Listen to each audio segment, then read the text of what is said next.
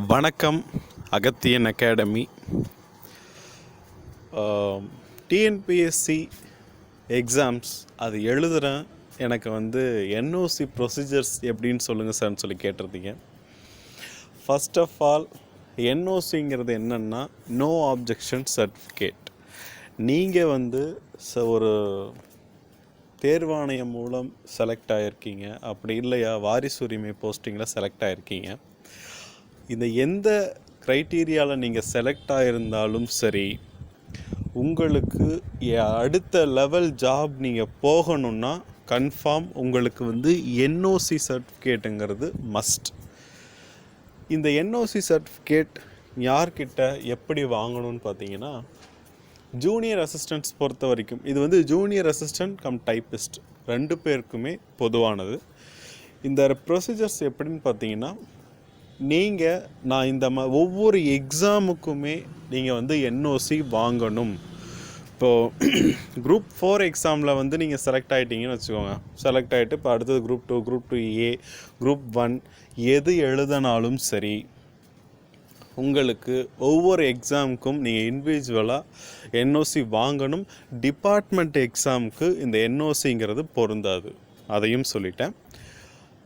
Next பார்த்தீங்கன்னா, இந்த NOC இப்போ அடுத்த லெவல் எக்ஸாம் என்னென்னு பார்த்தீங்கன்னா group 2A. So group 2A அதற்கான என்ஓசி வாங்கணும். ஜூனியர் அசிஸ்டன்ட் ப்ளஸ் டைப்பிஸ்ட் உங்கள் ரெண்டு பேருக்குமே சொல்கிறேன்.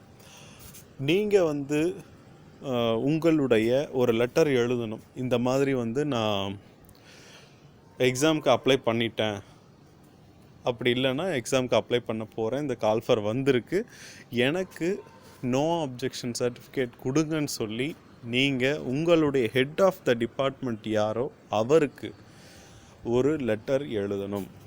அந்த லெட்டரில் உங்கள் ஹெட் ஆஃப் த டிபார்ட்மெண்ட் அதில் சைன் பண்ணி உங்களுடைய சீஃப் ஆஃபீஸ் எங்கன்னா உங்கள் ஆஃபீஸுடைய தலைமையகத்துக்கு அனுப்புவாங்க. இது காமன் ப்ரொசீஜர்ஸ். அந்த அனுப்புன அந்த லெட்டர் உங்களுக்கு எங்கே உங்களுடைய அந்த ஹெட் ஆஃபீஸ் இருக்கோ அந்த ஹெட் ஆஃபீஸில் இருந்து சைன் ஆகி உங்களுக்கு சர்டிஃபிகேட் இஷ்யூடுன்னு சொல்லி அவங்க சைன் பண்ணி திரும்ப உங்கள் ஆஃபீஸ்க்கு வெரிஃபிகேஷன் முடிச்சுட்டு அனுப்புவாங்க. அப்படி அனுப்பிட்டாங்கனாலே போதுமானது. உங்களுக்கு அந்த லெட்டர் சைன் பண்ணி இருந்தாலும் போதுமானது. அதுதான் நோ அப்ஜெக்ஷன் சர்டிஃபிகேட்னு சொல்லுவாங்க. அப்படி இல்லைன்னா பார்த்தீங்கன்னா, நம்ம டிஎன்பிஎஸ்சி வெப்சைட்டில் இன்ஸ்ட்ரக்ஷன்ஸ்னு ஒரு ஆப்ஷன் இருக்கும். அந்த இன்ஸ்ட்ரக்ஷன்ஸுங்கிற ஆப்ஷனில் கிளிக் பண்ணிங்கன்னா ஒரு 64 பேஜ் கொண்ட ஒரு பிடிஎஃப் ஒன்று டவுன்லோட் ஆகும். அந்த ஆப்ஷனில் நோ ஆப்ஜெக்ஷன் சர்டிஃபிகேட்னு சொல்லி ஒரு காலம் இருக்கும். அதில் சர்டிஃபிகேட் ஃபார்மேட் கொடுத்துருப்பாங்க. அந்த ஃபார்மேட்டை நீங்கள் ஒன்ஸ் வெரிஃபை பண்ணிக்கலாம்.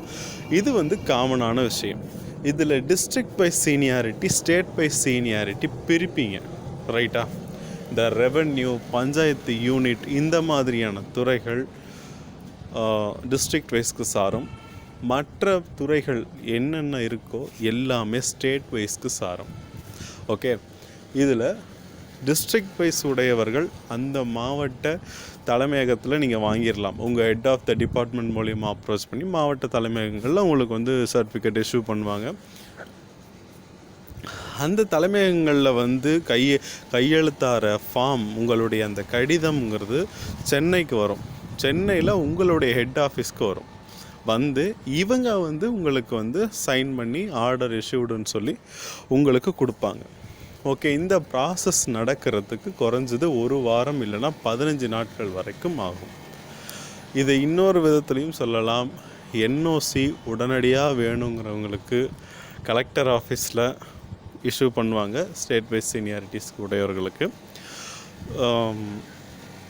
இது மூவ் பண்ணுற விதத்தில் மூவ் பண்ணால் உடனே கிடைக்கும் அப்படிங்கிற ஒரு ப்ரொசீஜரில் சொல்கிறாங்க. ஓகே, இது ஒரு ப்ரொசீஜர். அடுத்து ஸ்டேட் பை சீனியாரிட்டி எப்படின்னா, நீங்கள் எந்த ஊரில் வேலை செய்கிறீங்களோ அந்த ஊரில் இருக்கிற உங்கள் ஆஃபீஸ் ஹெட் ஆஃப் த டிபார்ட்மெண்ட்டுக்கு நீங்கள் லெட்டர் கொடுத்து அந்த லெட்டரை அவங்க உங்களுடைய சென்னையில் இருக்கிறவங்க ஆஃபீஸ்க்கு ஃபார்வர்ட் பண்ணுவாங்க. அங்கேருந்து ஆர்டர் சைன் ஆகி இஷ்யூ ஆகிறதுக்கு ஒரு 20 days வரைக்கும் எடுக்கும். ஸோ கால்ஃபர் வர்றதுக்கு ஒரு 10 நாளைக்கு முன்பாகவே நீங்கள் இந்த என்ஓசி ப்ராசஸை ஸ்டார்ட் பண்ணிவிடுங்க. இல்லையா அதுக்கு முன்னாடி 1 மாதத்துக்கு முன்னாடி கூட நீங்கள் வந்து இந்த என்ஓசி ப்ராசஸ் ஸ்டார்ட் பண்ணாலும் பிரச்சனை இல்லை. எக்ஸாம் கால்ஃபருக்கு முன்பாக நோ அப்ஜெக்ஷன் சர்டிஃபிகேட் வாங்கியிருக்கணும். இந்த நோ அப்ஜெக்ஷன் சர்டிஃபிகேட் எப்போ உங்களுக்கு மிகப்பெரிய ஒரு பங்கு வகிக்கும்னு பார்த்தீங்கன்னா, சர்டிஃபிகேட் வெரிஃபிகேஷனில் மற்ற சர்டிஃபிகேட்டில் எந்த பிரச்சனை இருந்தாலும் அக்செப்ட் பண்ணிப்பாங்க டிஎன்பிஎஸ்சி பொறுத்த வரைக்கும்.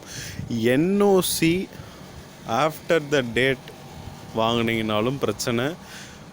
வாங்காமல் நீங்கள் பாட்டுக்கு நேராக போய் உட்காந்திங்கன்னா, என்ஓசி இல்லாமல் கரண்ட் கவர்மெண்ட் சர்வெண்ட்டாக இருந்து என்ஓசி இல்லாமல் போய் உக்காந்திங்கன்னா உங்களை எந்த ஒரு எக்ஸ்கியூசஸும் இல்லாமல் ரிஜெக்ட் பண்ணிட்டு போயிட்டே இருப்பாங்க. நீங்கள் நம்பர் 1 ரேங்க் இருந்தீங்கன்னாலும் சரி, நோ எக்ஸ்கியூசஸ், அவ்வளோதான். ஸோ இது ஒரு ப்ரொசீஜர்ஸ். அடுத்தது பார்த்திங்கன்னா விஏஓக்கு எப்படின்னு பார்த்தீங்கன்னா, உங்களுடைய ஹெட் ஆஃபீஸில் இருந்து அது வந்து உங்களுடைய ஹெட் ஆஃப் த டிபார்ட்மெண்ட் யாரோ அவருக்கு ஃபார்வர்ட் ஆகும். சேம். ஆனால் விஏஓ பொறுத்த வரைக்கும் அந்தந்த மாவட்ட கலெக்டர் ஆஃபீஸஸில் சைன் ஆகிட்டு வரும். ஓகேவா? இதுதான் சார் என்ஓசிக்கான ப்ரொசீஜர். இது மட்டும்தான். ஸோ வேறு ஏதாவது உங்களுக்கு சந்தேகங்கள் இருந்தால் கமெண்ட் பாக்ஸில் தெரியப்படுத்துங்க. கண்டிப்பாக உங்களுக்கு நாங்கள் ஹெல்ப் பண்ணுறோம். தொடர்ந்து இணைந்திருங்கள் அகத்தியனுடன். நன்றி, வணக்கம்.